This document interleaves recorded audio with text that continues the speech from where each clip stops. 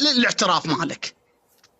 طيب الآن الرواية أعطيناها، وأعطينا مواثيق الرواية وأسانيد الرواية ومصادر الرواية، وأسئلته فقط لللف والدوران، لا يوجد فيها سؤال علمي.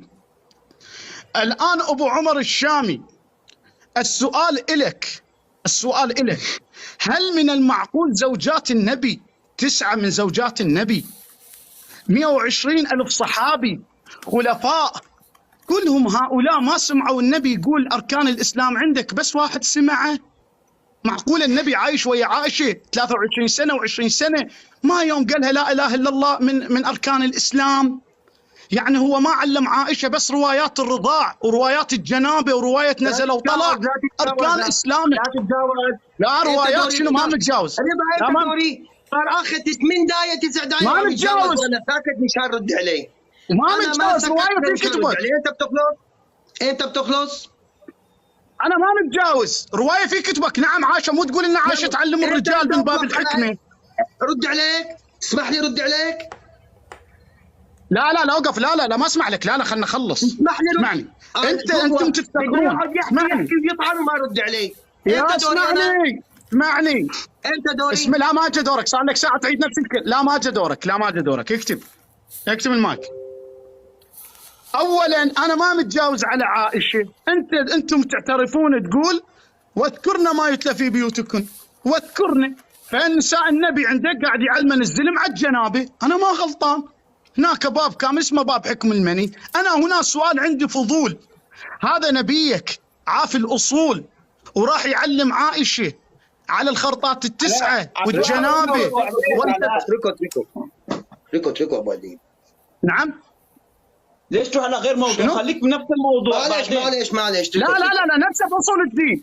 لا نفسه موضوع اصول الدين. لا جاي اسال، هو في اصول الدين، انا قاعد اسال سؤال، اقول معقول النبي اصول الدين ما علمها العائشه والطاهبه فقط اللي عبد الرحمن ابن عمر، نعم العبد الله ابن عمر، وهاي عائشه ايش قد عايشه وياه ما علمها على اساس انه الدين الانسان لن تقبل عبادته من دون هذا الاساس، لا اله الا الله محمد رسول الله.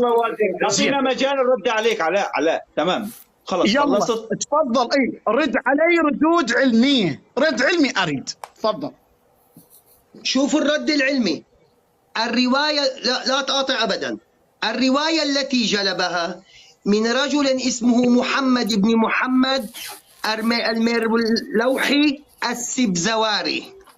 هذا الرجل معاصر للعلامة المجلسي عندهم، أي أنه جاء بعد الفضل بن شازان ب800 أو 700 سنة.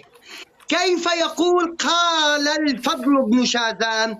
أين قال الفضل بن شازان ذلك الكلام؟ فطالبته بالكتاب الأصلي الذي نقل منه السبزواري، ما أخرج. الآن ما زلت أقول لك أعطني من أين جلب السبزواري هذه الرواية من أصل كتاب الفضل بن شازان أو أي كتاب روى هذه الرواية. 2. قلت أنت طيح الله ما أدري شو، أنا سلمت لك أنها من عبد الله بن عمر فقط وأنها رواية آحاد، لكنني قلت لك أنت ما بعرف شو وين عقلك عندما سمعت أني قلت لك الرواية بأصول ديني وردت عن أبي هريرة ووردت عن عمر بن الخطاب ووردت عن عبد الله بن عمر. الآن سأقرأ لك رواية عمر بن الخطاب في صحيح مسلم. قال عن عمر بن الخطاب رضي الله عنه قال: بينما نحن جلوس عند رسول الله صلى الله عليه وسلم ذات يوم إذ طلع علينا رجل شديد بياض الثياب شديد سواد الشعر لا يرى عليه أثر السفر ولا يعرفه منا أحد، حتى جلس إلى النبي صلى الله عليه وسلم فأسند ركبتيه إلى ركبتيه ووضع كفيه على فخذيه وقال: يا محمد أخبرني عن الإسلام. فقال رسول الله صلى الله عليه وسلم: الإسلام أن تشهد أن لا إله إلا الله وأن محمد رسول الله وتقيم الصلاة وتؤتي الزكاة وتصوم رمضان وتحج البيت إن استطعت إليه سبيلا، فقال صدقت إلى آخر الرواية. إذن هناك رواية عبد الله بن عمر، وهذه رواية عمر بن الخطاب، وأستطيع أن أخرج رواية أبو هريرة. الآن يا علاء، أي تجاوز ما عدت أقبل. هي التحدي لك أن تخرج لي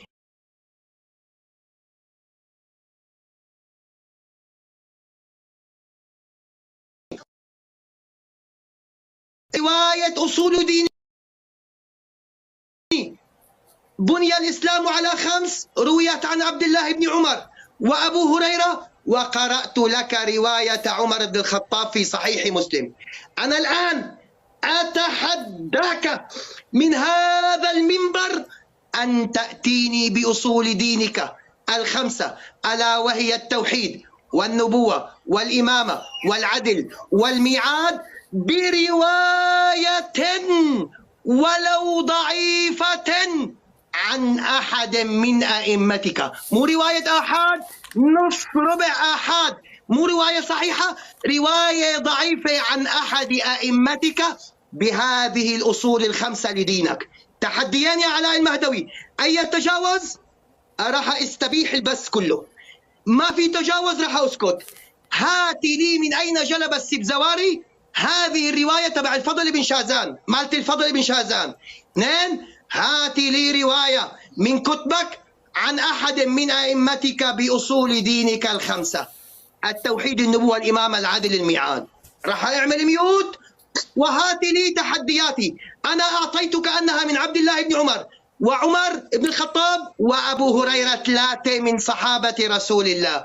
أخرجها من كتبك أصول دينك برواية ولو ضعيفة من كتبك. ننتظر الآن الرواية، نتسيد علاء بمسنودة عن أحد من أئمته بأصول دينه 5.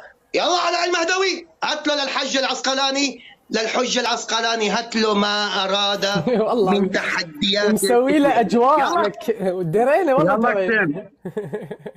يلا اكتب، يلا اكتب بعد طلع لنا صوتك.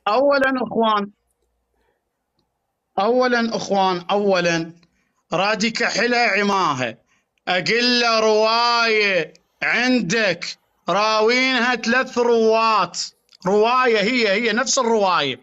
عاف روايه عبد الله بن عمر راح جاب عمر بن الخطاب، هي نفسية احاديه. انت بابا انت قاعد تضحك علي من تشبيك مخبل عاقل. جاي اقول لك روايه نفس الروايه بها 3 روات، عن فلان عن فلان عن فلان عن فلان عن فلان. عارف ان روايه عبد الله بن عمر هم احاديه، نقل لنا روايه عمر هم نفس الشيء. ما سويت شيء. شنو اتصل لك ساعه حبيبي؟ 1000 مره قلت لك لا تصنع انتصارات وهميه كاذبه من عندك. واضح؟ انتصارات وهميه من عندك لا تصرح. أنا طالبتك هاي النقطة ما أخرج منها، ولن أجيب على سؤال لا أصول الدين ولا شيء إذا لم تجيب على هاي النقطة أبد. ما أظل أنا فقط أظل أجاوب على حضرتك وتغرب من موضوع تدخل الموضوع. نفس النقطة جاي تدور بيها. النقطة الأولى سألناك نريد رواية أصول دينك متواتر عن 3 روات، قلت لي عبد الله بن عمر، قلت لك 1، قلت لي عمر بن الخطاب. زين انت ناقضت روحك هسه، انت قلت ما لنفسك لا تصنع.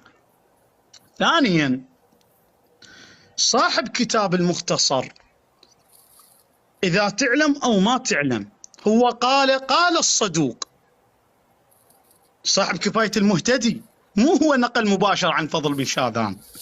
هذا من غبائك يا رجل، هذا من غبائك. الرجل نقل في كتابه يقول قال الصدوق، يعني قاعد ينقل على الشيخ الصدوق. طيب أنا ما قلت إن صاحب كتاب كفاية الأثر نقل مباشرة عن فضل بن شاذان، أنا لم أقل بهذا القول، هذا ادعاء منك. إذن واضح كلامي إخوان، أصبح دين السنة الآن أصول دينه، أركان إسلامهم. ترى إحنا عندنا أحكام الوضوء، عندنا روايات بها متواترة. ترى أحكام الوضوء ترى زحمة قدام العالم. أركان دينك ما بيها تواتر بالروايات بس واحد ناقلها، والله زحمة. والله عندنا الخرطات التسعة، هاي الخرطات التسعة اللي يسوونها هاي مالات النجاسة، هاي القواعد عندنا بها تواتر. انت اصول دينك ها ما لقينا الخرطات التسعة راويها واحد، مو زحمة. لعد ايش قد دينك ضعيف، ايش قد دينك ضعيف. روايات متى تدخل للتواليت تقدم رجلك اليسرى لو يمنى، عندنا تواتر بها في ثواب الاعمال. هذا هاي تدخل للتواليت، تريد تدخل للتواليت للمرافق، تريد تذب النجاسة بها تواتر، وانت اصول دينك بس واحد راويه، والله عيب. بمعناته للاسف يعني دينك اصبح ادنى من التخلي بالتواليت. معقول هيك دينك ابو عمر؟ نايم قاعد زين.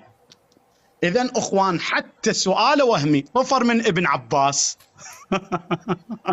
ما جاب ذكره، يا روحي بدي اروح لك، والله احب من واحد يصنع اسئله وهميه. طفر من ابن عباس، وطفر عن حدثنا فلان قال حدثنا فلان، ما علق عليه. بمعنى شنو؟ اثبتنا ان اسئلته وهميه. بربك رضا افتح التعالي خلي العالم تضحك، اذا هي مفتوحه وانا ما ادري يمي ما مفتوحه. لا افتحها خلي العالم تستانس علي. المشكله صاحب الدليل وصاحب الحق من يسال اسئله، صاحب الدليل من يسال اسئله يبقى يلطش بالاسئله لان يعرف اسئلته منطقيه. ليش عرفت هذه الاسئله؟ لان تعرف تصنع اسئله وهميه كاذبه. شنو حدثنا فلان قال حدثنا فلان؟ تريد تدلس على اعلان مهدوي؟ انت تريد تدلس على اعلان مهدوي؟ طيب اذا اخوان كل اسئلته القاعد يصنعها وهميه. جبنا له الروايه، اخوان اعطيت 8 روات، اخواني 8 روات انطيته وكلهم ثقه، وابن عباس ممدوح، سعيد بن جبير، ابو حمزه الثمالي، حسين بن محبوب، ابو عبد الرحمن بن نجران، كلهم ممدوحين 8. وانا اطالبه باصول دينه روايه واحده 2 راويها ماكو، والله زحمه. اجيب لك 8 واوثقهم لك بالسره مع الدلائل والجزء والصفحه، وانت طالبك باصول دينك 2 راوي روايه ما عندك. والله المفروض تخلي راسك تحت صروالك، والله العظيم. هذا عار عليكم هذا البث اصبح. زين اذا اسئلتك وهميه. اما اصول ديني، اصول الدين بكل سهوله. طبعا انا قلت ما اجاوب عنه، انا قلت ما اجاوب عنه لان الا يثبت لي اصول دينه، الا هو ماذا يثبت اصول دينه. بس مع ذلك راح اجاوبك لان انا صاحب دليل. الروايه يقول عنها المجلسي صحيحه، الروايه عن علي بن ابراهيم، عن محمد بن عيسى، عن يونس، عن حماد بن ثعبان، عن عثمان، عن عيسى. ولو انا ما اريد اجاوبه الا يجاوب اصول دينه. بس مع هذا السؤال الثاني سالوه على اثبات الامامه جاوبناه، هسه دخلنا باصول الدين الثاني هم راح نجاوبه. قلت لي ابي عبد الله حدثني عما بنيت دعائم الاسلام اذا انا اخذتها بها زك عملي ولم يضرني جهل ما جهلت. فقال اشهد ان لا اله الا الله وان محمد رسول الله والاقرار بما جاء من عند الله وحق في الاموال والزكاه والولايه.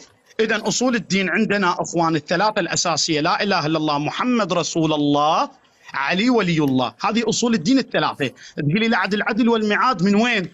العدل والميعاد فرعها العلماء من التوحيد. ليش؟ لان هو عقليا اذا ما تعتقد بعدالته ما راح توحده، اذا ما تعتقد بتوحيده ما راح تعتقد بميعاد. فالاثنين العدل والميعاد متفرعات، وهذه يسمونها وضعه علمائيه. كما عندك وضعه علمائيه وضعوها قابله للنفي. انا تقول لي اصول دينك اعلى، اقول لك 3. انا على المهدوي اعتقد اصول الدين 3 مالتي. عندنا قوم يعتقدون 5، هذا موضع خلاف. السيد السيستاني وكيله ايضا يقول 3 بالاصل، هذه 2 جاءت متاخره، هذا امر متين من عنده. فاصول الدين انا اللي عندي الاساسيه وليس متفرعاتها. الاساسيه التوحيد، النبوه، الامامه. ذكرت لك الروايه، هاي الروايه. اما العدل والميعاد متفرعات من التوحيد، يعني انت لا ما تعتقد باله، خب شلون راح تعتقد بعدالته؟ اذا ما تعتقد باله شلون راح تعتقد بميعاده؟ شفتوا اخوان شلون انا واضح؟ بعد اعطيت الروايه اصول ديني فلان عن فلان عن فلان وصحه الروايه. زين هسه الامر هذا واضح. طالبني ايضا قال بعد روايه ثانيه وين الامام الحسن العسكري؟ عندكم امام، خلص عندنا جاءت الإشارة للأئمة بالخط العريض وجاءت بتصريح العام. رواية صحيحة عن محمد بن يحيى عن أحمد بن محمد عن أبي نصر عن أبي الحسن قال سألت عن قول الله عز وجل يا أيها الذين آمنوا اتقوا الله وكونوا مع الصادقين، قال الصادقون هم الأئمة والصديقين بطاعتهم، والإمام العسكري عندنا من ضمن الأئمة. خلاص، إذا الإمام الحسن العسكري من ولاة الأمر عندنا وثابت الطاعة. شوفوا ركزوا، أجوبتي علمية مع المصادر والصفحة. انطيت إلى إثبات إمامة الحسن العسكري بالصورة المباشرة ب8 رواة. انطيت إلى إمامة الحسن العسكري بصورة عامة ب5 رواة. انطيت إلى أصول الدين ب5 رواة اللي الثلاثة. الآن أنا لي حق أسأل سؤالين. أنا أعتقد بوضعة العلماء، عندنا وضع علمائية كما عندنا زيارة السيدة الزهراء ما إلها يوم، عندنا يوم السبت زيارة الإمام علي، وضع علمائية وضعوها يوم السبت، ما عندنا دليل من معصوم. لا لا لا لا لا تقاطع، ماكو وقت محدد، لا تقاطع، لا تقاطع، ماكو وقت محدد، لا تقاطع لا تقاطع لا تقاطع لا تقاطع ولك لا تقاطع، خليه يوصل لا تقاطع ما خلص. اعطينا مجال الرد علاء من رخصتك رحم الله والديك. لا خلنا نكمل. لا بعدنا مو نفسك ادلس، صار لي ساعه ادلس وما عندك اجوبه علميه. انا اجوبتي علميه مو مثلك، فرق بين الذي يجيب علمي وبين الذي يدلس. صار لك ساعه تلف وتدور واسئله وهميه تجيب. خلينا اجاوب. انظر اخوان شلون ادلتي 20 ما عندنا وقت محدد. اختم، قلت لك لا ترفع صوتك لا اشمرك من البث. اكتم تركوا معلومه. اكتم لا ترفع صوتك انت. هذا ابتز واحد مثلك. كمل يا اتبز. بس ليش حظك يريد يشد من عائشه الرضاعه. حظك هو اللي عم يتجاوز، احنا ما تجاوزنا عليه. مو قلت له لا يشارك ابن العاهره، قلت له لا يشارك. هذا لا يشارك هنا على شيخ على لا يولي قلت له لا يشارك بين شيخ على رجاء ابو عمر. لا يتجاوز على شيخ على رجانا. خلي ابو عمر انت ايش هذا ينطنط قدامك؟ انت شنو ما عندك شخصيه؟ قلت لك رحم الله والديك. كمل يلا. كمل شوف امتى راح تخلص. وبدك تحيل بابواديك ايش كان كمل يلا كمل. اي مو انت تتجاوز، قلت لك لا تتجاوز، انا كلام وياك. هذا الام على يمك القرد اذا رفع صوته اشمره من البث واهينه. فهمت؟ جاي تحاور على تحترم. هلا شوف لك كيف راح يمسك. كمل. طيب اذا اخوان اثبتنا روايات الائمه والاجابه على اسئلته حبه حبه. طبعا انا هذا ما يدي حاورين سباب الائمه، بس انجبرت جت لي رساله بالخاص ولا هذا سباب الائمه، والله العظيم ما لي اهانه بالبث. يلا ماكو مشكله. اخوان جاوبت على اسئلته، انا اجوبه علميه، روايات انطيت مع المصادر. الان ايها السني نفس السؤال سالتني، قلت لي اثبت اصول دينك، ثبتتها الثلاث الاصل. الان اعطيتك تصريح الامام يقول بني الاسلام على لا اله الا الله محمد رسول الله وعلي ولي الله. عندي انا الان نفس السؤال اعكسه لك، اريدا قران 1، او اريدا نبي محمد 2، او اريدا صحابي 3، او اريدا تابعي 4، او اريدا عالم عاش بالقرن الاول او القرن الثاني او القرن الثالث 5. شوف ايش قد تنازل وياه، مو بس 10 بروايه او نبي، لا متنازل معك قران، نبي، صحابي، تابعي، عالم عاش بالقرن الاول او القرن الثاني او القرن الثالث. صرحوا بخط العريض مثل ما عندي الائمه صرحوا ان اقسام التوحيد عندك 3، يقولون اقسام التوحيد الالوهيه وكذا وكذا. انت مو جاي تطالب بالتصريحات وتصريحات، ما تريد اقتباس العلماء. الان نطالب منك امام العالم، وهذا تحدي دائم الى ظهور القائم لاهل السنه. الان اتيت لك بتصريحات من الائمه واضحه، خط العباره كلمح بالبصر او هو اقرب، لا في يمين ولا في شمال. الان اتنازل معك، عندك قران قدم، ما عندك قرآن نبي قدم، عندك قول صحابي قدم، عندك قول تابعي قدم، عندك قول عالم عاش بالقرن الأول أو القرن الثاني أو الثالث هم قدم. قالوا بتصريح العبارة مقتباسات إن أقسام التوحيد 3. يلا تفضل، هذا السؤال قام وجاوبت على أسئلته. خلاص بسم الله والصلاة والسلام على رسول الله وعلى آله وصحبه ومن والاه. عندما طالبته من أين جلب السبزواري هذه الرواية فقال أنت تتخبل السبزواري قال الصدوق. الآن سجل مثل ما عم سجل أنا على ورقة وقلم. أتحداك يا علاء المهدوي أن تأتيني بما أن السبزواري قال الصدوق، أين قال الصدوق في هذا الحديث الرواية؟ هل تستطيع أن تخرجها من كتب الصدوق ابن بابويه؟ إن جلبت لي هذه الرواية كما رواها السبزواري عن الفضل بن شازان، إلا أنا أقول أن دينك صحيح. الآن هربت من السبزواري وقلت قال الصدوق. أحسنت. أين قال الصدوق ذلك؟ السبزواري بينه وبين الصدوق 800 سنة. من أين علم السبزواري أن الصدوق قال كذا؟ يجب أن يكون أخذها من كتابه، اسمه كتاب معاني الأخبار، عيون أخبار الرضا، من لا يحضره الفقيه، التوحيد إلى آخره.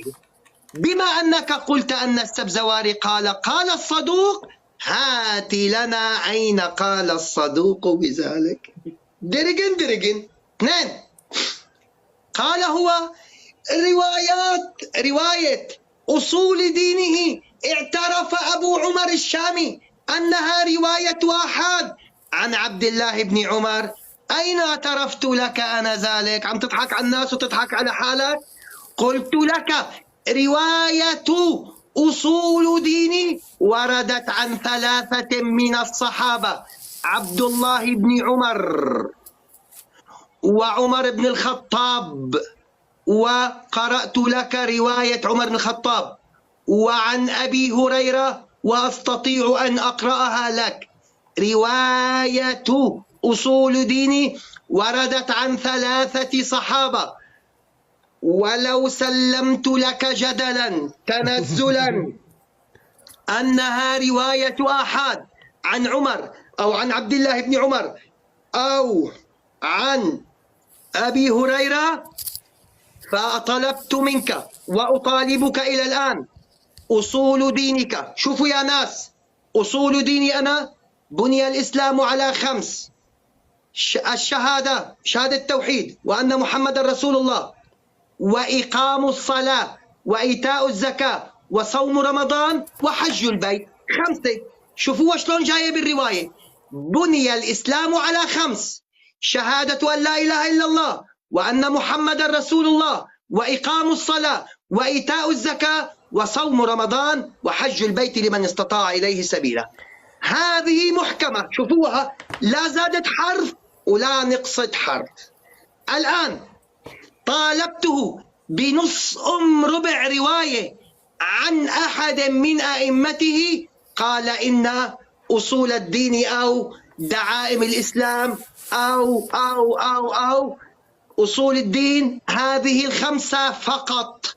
هذه 5: التوحيد، النبوة، العدل، الإمامة، الميعاد، حسب ترتيبها عندهم.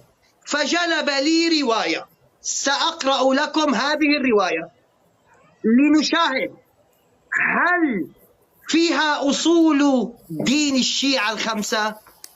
قال: قلت لأبي عبد الله عليه السلام: أخبرني بدعائم الإسلام التي لا يسع أحد التقصير في معرفة شيء منها، الذي من قصر عن معرفة شيء منها فسد عليه دينه ولم يقبل الله منه عملا، ومن عرفها وعمل بها صلح له دينه وقبل منه وعمله، ولم يضق به مما هو فيه لجهل شيء من الأمور جهله. فقال: أحسن، الآن أبو عبد الله سيقول لنا ما هي دعائم الإسلام، أي أصول الدين. فقال: شهادة أن لا إله إلا الله، والإيمان بأن محمد رسول الله صلى الله عليه وسلم. أحسن، هي أول وحدة، التوحيد. قال: والإقرار بما جاء من به عند الله، وحق في الأموال الزكاة. هذا ليس، الزكاة ليست أصل من أصول دينكم. قال: وعطف، قال وحق في الأموال والزكاة. قال والولاية التي أمر الله عز وجل بها ولاية آل محمد صلى الله عليه وسلم. فقال فقلت له هل في الولاية شيء دون شيء، فضل يعرف لمن أخذ به؟ قال نعم. قال الله عز وجل يا أيها الذين آمنوا أطيعوا الله وأطيعوا الرسول وأولي الأمر منكم. وقال رسول الله صلى الله عليه وسلم من مات ولا يعرف إمامه مات ميتة جاهلية. وكان رسول الله صلى الله عليه وسلم وكان علي، وقال الآخرون كان معاوية، ثم كان الحسن عليه السلام، ثم كان الحسين، وقال الآخرون يزيد بن معاوية وحسين بن علي ولا سواء. قال ثم سكت، ثم قال أزيدك؟ فقال له حكم الأعور نعم جعلت فداك. قال ثم كان علي بن الحسين، ثم كان محمد بن علي أبا جعفر الباقر. وكانت الشيعة قبل أن يكون أبو جعفر وهم لا يعرفون مناسك حجهم وحلالهم وحرامهم حتى صار الناس يحتاجون إليهم، من بعده من كانوا يحتاجون إلى الناس. وهكذا يكون الأمر، والأرض لا تكون إلا بإمام، ومن مات لا يعرف إمامه مات ميتة جاهلية. وأحوج ما تكون إلى ما أنت عليه إذا بلغت نفسك هذه، وأهوى بيده إلى الله خلقه، وانقطعت عنك الدنيا تقول لقد كنت على أمر حسن. نقطة انتهى. هذه الرواية تقول أن الشيعة قبل الباقر لا يعرفون حلالهم ولا حرامهم ولا مناسك حجهم. ثم أن هذه الرواية ما ذكرت إلا شوفوا، ذكرت التوحيد والإمامة. التوحيد والإمامة. قال شهادة أن لا إله إلا الله وحق في الأموال والزكاة. طيرتوها قلت ما هي أصل؟ قال والولاية. أين الميعاد وأين العدل في الرواية؟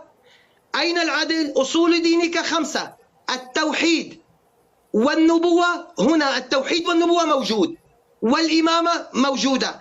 أين العدل وأين الميعاد في الرواية؟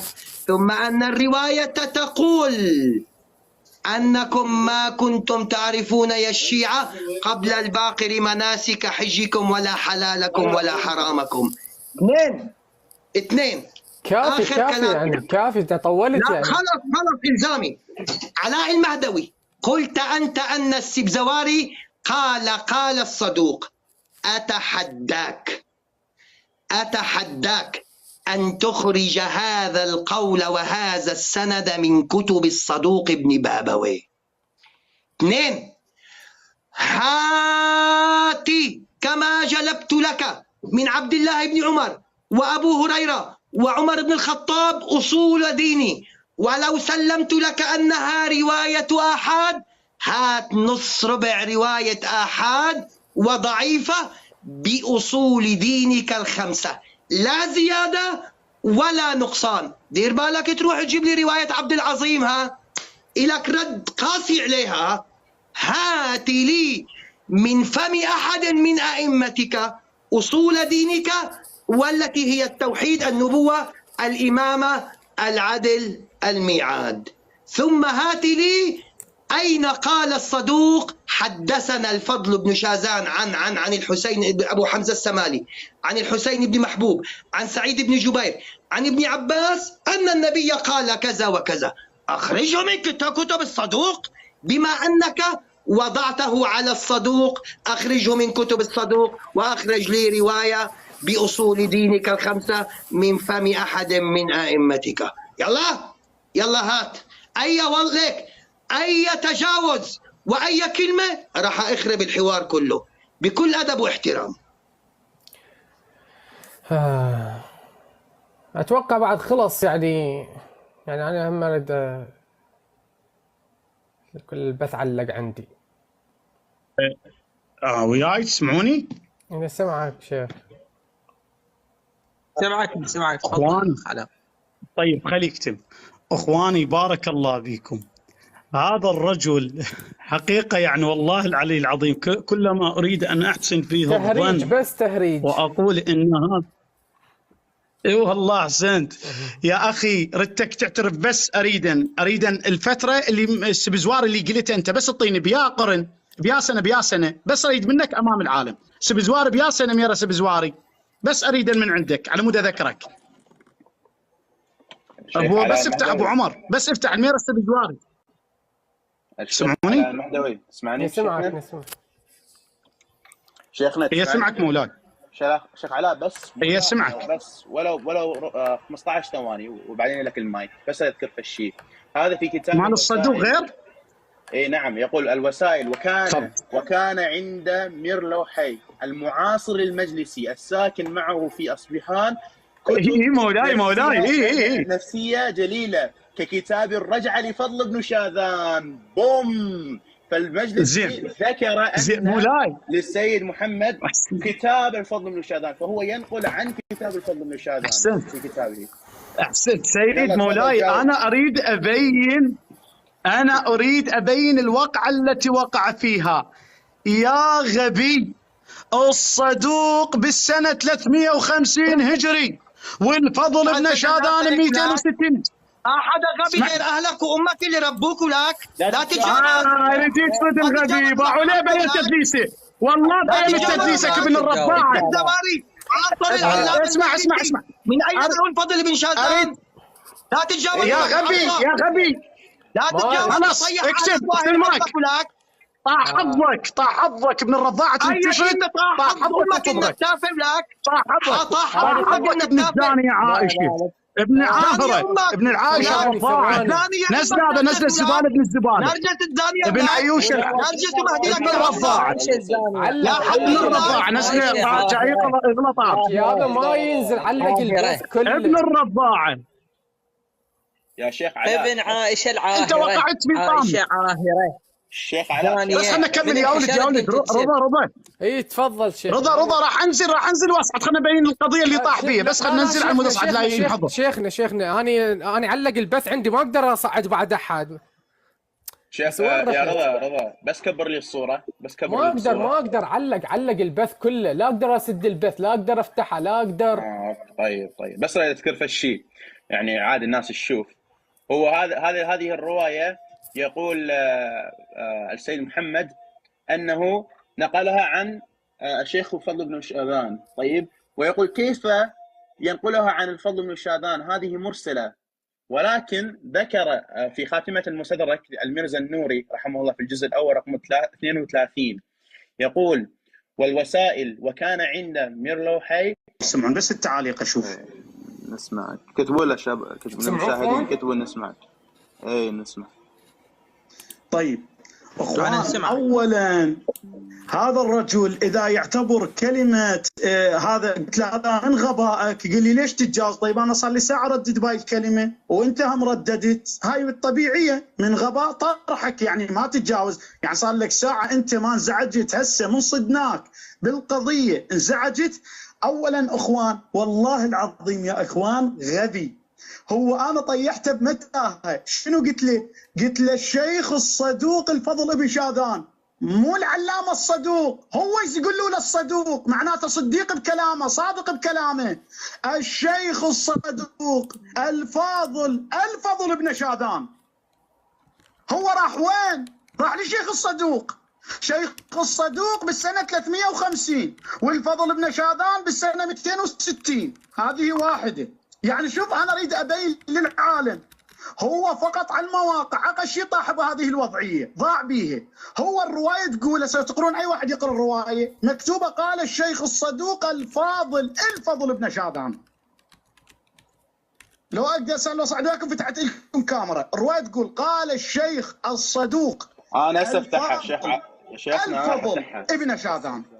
هذا واحد. لا قلت له قال الشيخ الصدوق. نعم شيخ صدوق هو الفضل ابن شاذان. هذه واحد. ثانيا اصول دينه ما ثبت لنا. هو شنو انا طالبت من عنده؟ طالبت عنده روايه هي نفس جنس الروايه فيها 3 رواة من جنس الروايه. هو جاب لي روايه من؟ عبد الله بن عمر عن النبي. النوبه قلت له اعطينا روايه بها 3 سنوات، جاب لي عبد الله بن عمر. النوب راح وين؟ عن عمر بن الخطاب عن النبي. هم عاديه، ما بيها 3 رواة، لا هذه الروايه الاولى ولا هذه الروايه الاولى.